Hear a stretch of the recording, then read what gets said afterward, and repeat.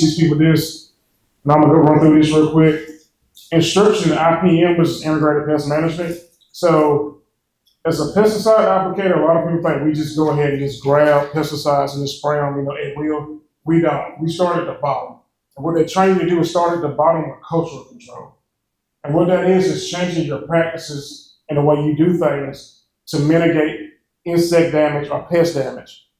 Like I explained to you with the pine bark beetles, pruning and thinning trees, that's cultural control. You start there first before you even get here and think about spraying pesticides.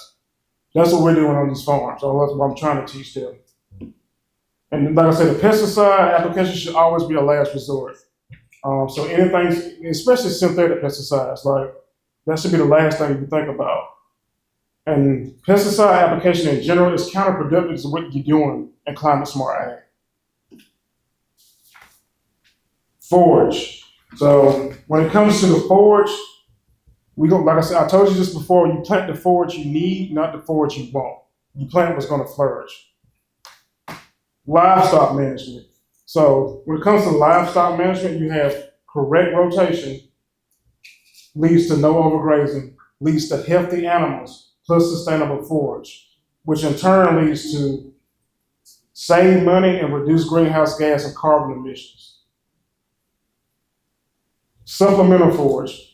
If you have a farm that has trees, native shrubs, forbs, nut trees, bramble, palatable weeds that the sheep and goats like to eat, you need to remember that that's sustainable forage that can help you out in a time of need. So instead of buying feed and hay, if you have a large area, that go ahead and let them forage it when they need it.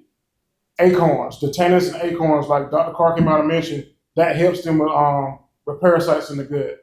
Most people have things on their farm that can sustain goats and sheep and other ruminants when they run out of feed and when they run out of actual forage. So don't be afraid to use your supplemental forage, but also you have to rotate it in such a way that they don't completely just eat it down, just like they would with the regular forage. So you have to make it where that forage actually have time to rebound instead of just being ate down to the ground. And that supplemental forage will always offset the cost of feed.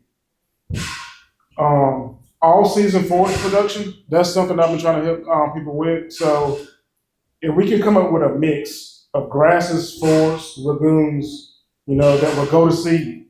And if they time it, if they don't overgraze it, and we time it right, and it actually goes to seed, what we end up doing is putting those seeds into that seed bank on your farm, and eventually you have forage that comes back every year.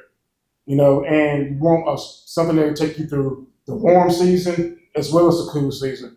If you can get a good tall stand of rock coming back every year, that's great. That's going to help your pockets out real good. It's just natural forage that's going to keep coming back and supporting you.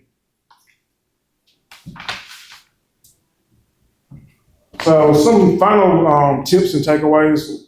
Like I said, I've just got started dealing with these farmers. Everybody I met so far last year, they're just great people, and they understand the program, and they want to use this to be more climate friendly, and then also more budget friendly. Integrating these climate smart principles and training for these small ruminant farmers, what we want to end up getting is this triple win. And what they call a triple win is increased productivity, enhanced resilience, and then reducing emissions. And then climate smart is two things we want to do. We want to use it to be a regenerative practice, but also a cost-cutting practice.